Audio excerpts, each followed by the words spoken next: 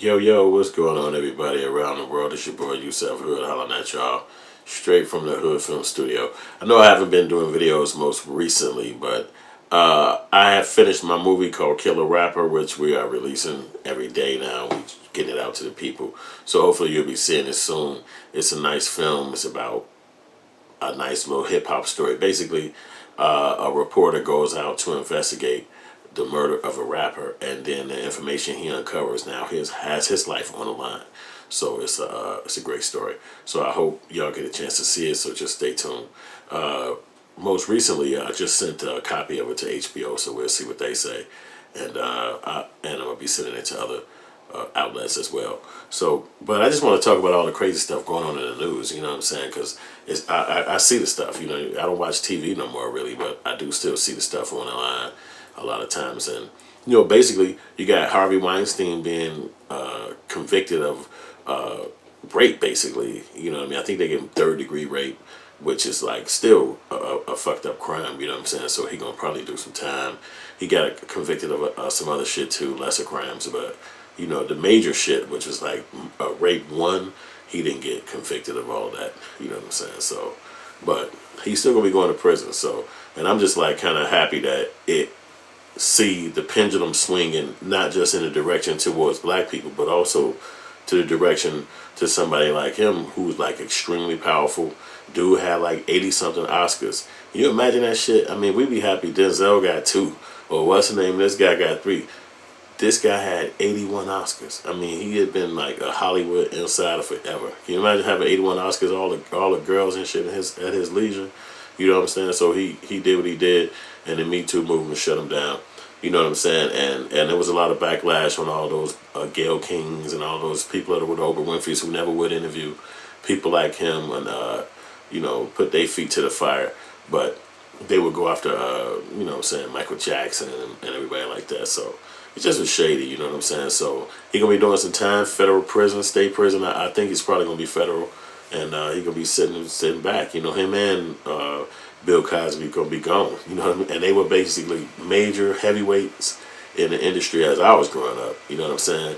So especially Bill Cosby, because I didn't know too much about Weinstein, even though I did hear about his name as from being a filmmaker. I heard about him, but I actually knew about, you know what I'm saying, Bill Cosby, not personally of what he was doing, but just as a person who I looked to as an artist, you know what I'm saying, a creative person in the industry. So that's crazy. And all them women and shit gonna probably be able to sue him now, Harvey Weinstein, and get a check, because you can really understand that a lot of the reason why those women was coming after him is because they was kicked out of Hollywood. I mean, they were older ladies, so they wasn't getting those jobs. And so then you come after the producer, who's actually the person who was in charge at the time when you was trying to make it, and then you didn't make it. So younger producers that's in the game probably not gonna give you that look because your name didn't keep ringing. So they come after him, took him down. So, and like I said, he did what he did. They got R. Kelly already locked up. They got Bill Cosby already locked up. So, and it's the first one on the white side to kind of get the justice that they say he deserves. You know what I'm saying? So it's just crazy. So that story just is out there. So I want to holler about that. I know y'all already know about Deontay Wilder losing the heavyweight championship to the white boy Tyson Fury, which was a crazy fight. It's not no reason for me to talk about that because that's kind of already over. But just for the sake of talking about it, I do believe that Tyson Fury is going to come back.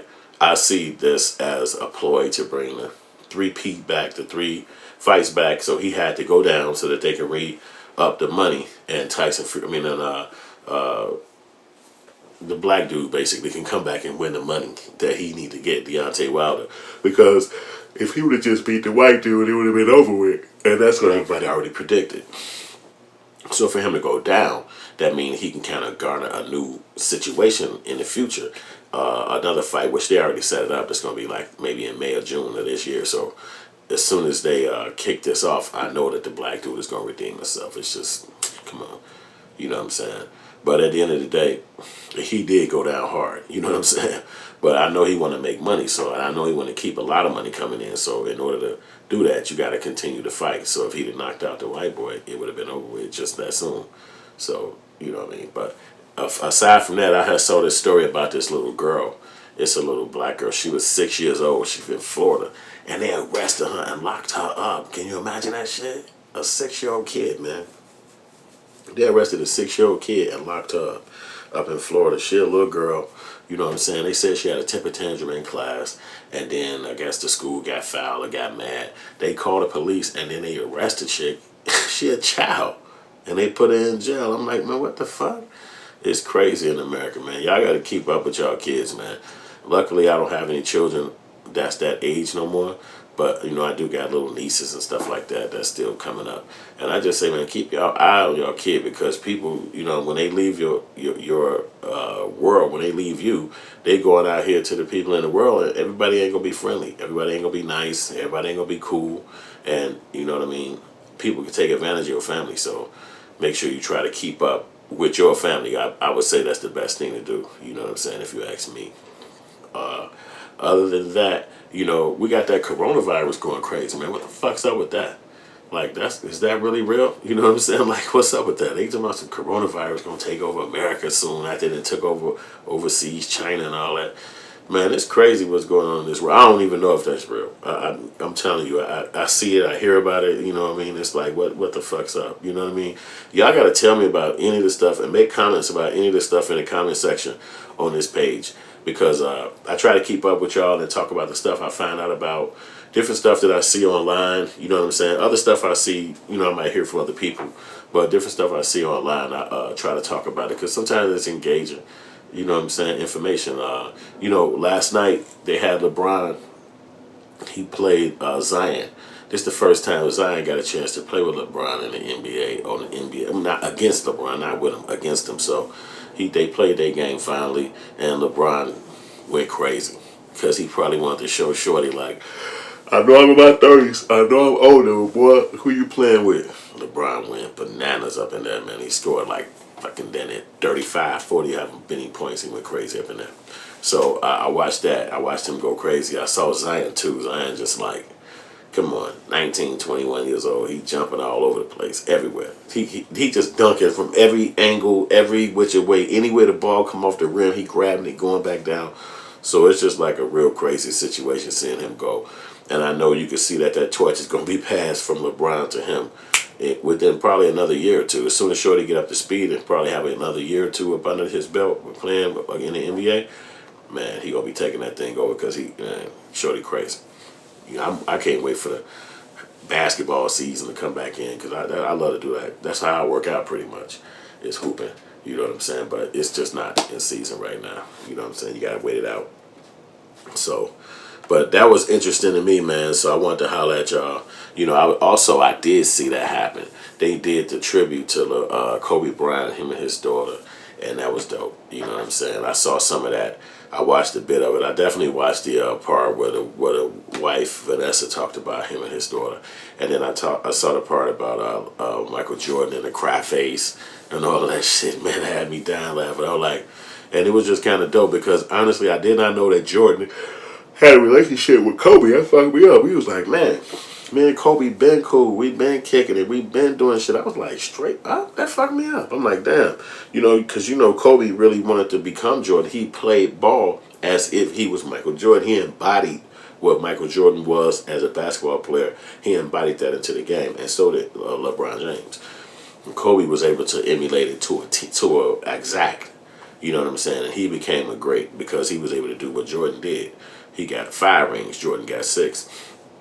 So he ended up passing away. But, you know what I mean, that was a good tribute to him. And Jordan was talking about how they used to talk and text message each other. So that was like a real deep thing, because I'm like, man, I never would have imagined that that Kobe got that close to his idol. You know, you seem sometimes like Jordan is kind of far off, and he don't allow people close up on him. You don't really get a chance to kick it with Jordan like that. You know what I'm saying? That I know. I don't know. Maybe they do. But apparently they do, because that's what he was saying. So that was just crazy to see that, man. So, you know. Yo, and then, man, sadly to say, my Uncle Dennis passed away, man. My uncle, man, this is my uncle, man. He's one of my favorite uncles, man, honestly, man. He was a dope person, man. He was like, he's been in my life since I was a little kid. But my uncle was hardcore, man. He was like straight up grimy with it. You know what I'm saying? He handled his business. He was not scared. He was out here for real. You know what I'm saying? And I respect him. And he had like major talent. Like he was an actor. Like I do filmmaking, right? But I remember the very first time I held a script in my hand. The very first time I held a script in my hand, I was on a bus in like in the 80s or something like that. And my uncle, we was on a bus and my uncle and his friend was going over a script.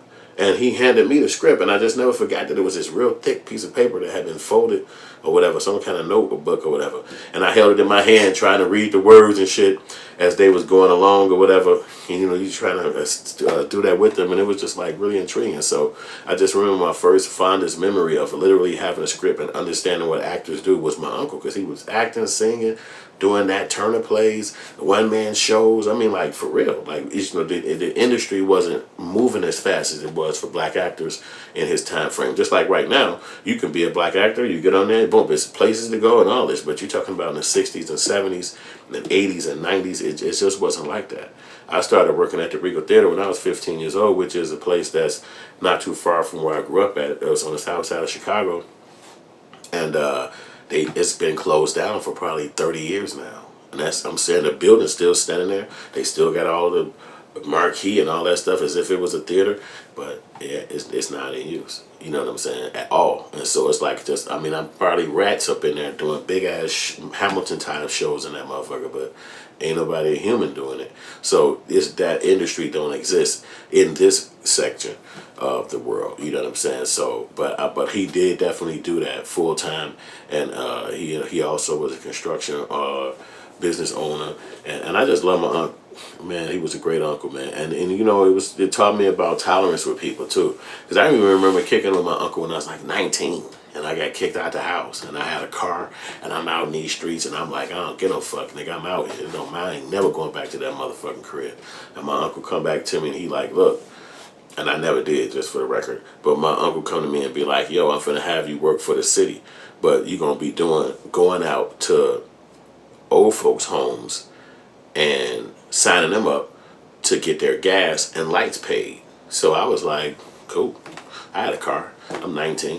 You know, I ain't at the crib, you know what I'm saying? So what happened was I started doing this gig, so I would go around to elderly places around Chicago, and they would have like a little, I don't know, cafeteria kind of room in the building, and then they would go tell the people to come down there, and then they would come up, and I would have like these forms and shit that they gave you, and you would write out their name and shit. It wasn't no typewriters and Excel and computers and shit back then, so it was like a little pen and a form. Or what's your name? Where year were you born? And what was your occupation? And blah blah blah blah blah. And then you would hear these people tell myself, I was born in 1902. I was born in 1894. I'm sitting back like, get the fuck out of here.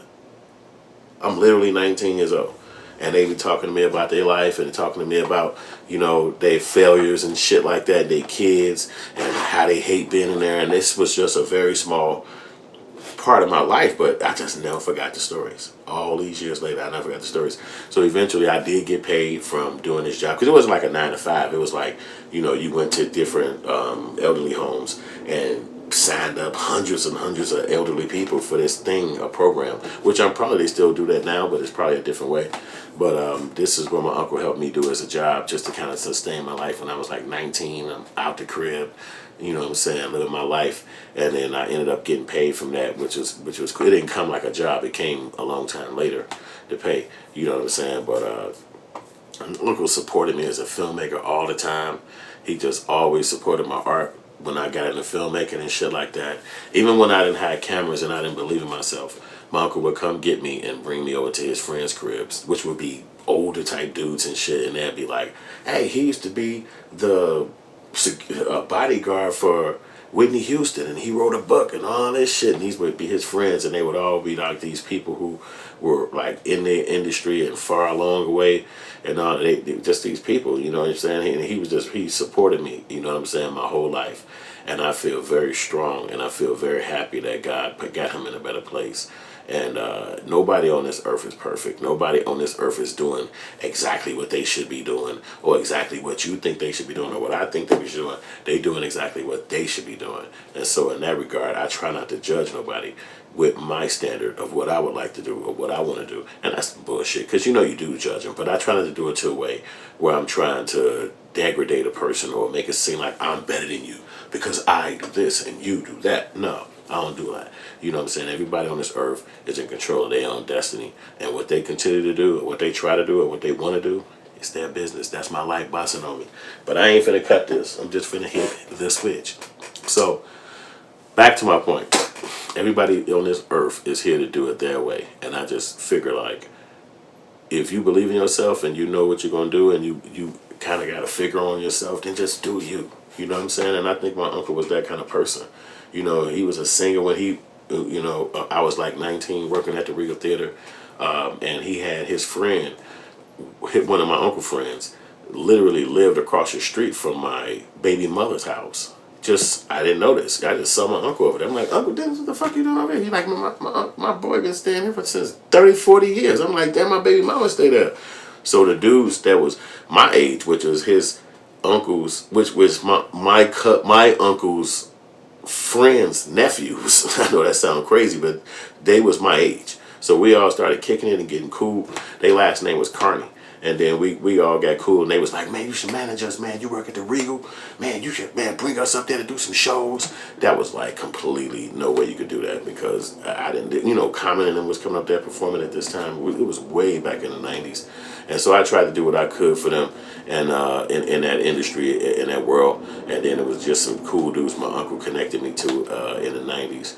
And just all throughout my life, all throughout my years, up until my age right now, my uncle has been a very integral part of my life, always, all the way up into my life right now, man. So I miss him. I'm always gonna miss him. I'm gonna talk about him more on here. I'm just gonna always just have him in the forefront of my mind, because I appreciate him. I remember me getting up in my face a few times, trying to get at me and checking me and going crazy. You know, I had to deal with it and shit. I couldn't punch him. You know what I'm saying? With my uncle going crazy on me. And then there was a time in my life when I got older, and it's like, nigga, I can cuss, I can say what the fuck I want to do. I ain't got to be no kid no more. And he respected that. You know what I'm saying? So I just always say that I love my uncle. I respect my uncle, and I'm gonna see you in heaven, Uncle Dennis. You rest in peace, and there you go, man. And I holler at all y'all dope people. Thank y'all for listening to these stories and all this stuff that I talked about today. Man, I'm going to try to put another video up tomorrow, and a video up after that, and a video up after that. If that happens, then y'all check me out. And any of the stuff that I spoke about, I want y'all to leave a comment in the comment section. Become a part of the brand. Become a part of the system that I'm doing here. The new movie is called Kill a Rapper. We're looking for a venue to let the whole team and everybody a part of it. Check it out. I'm pushing out the film festivals and different programs so that the world can see it, and we're getting started on a new project. So thank y'all for listening, man, and I appreciate y'all, man, straight up.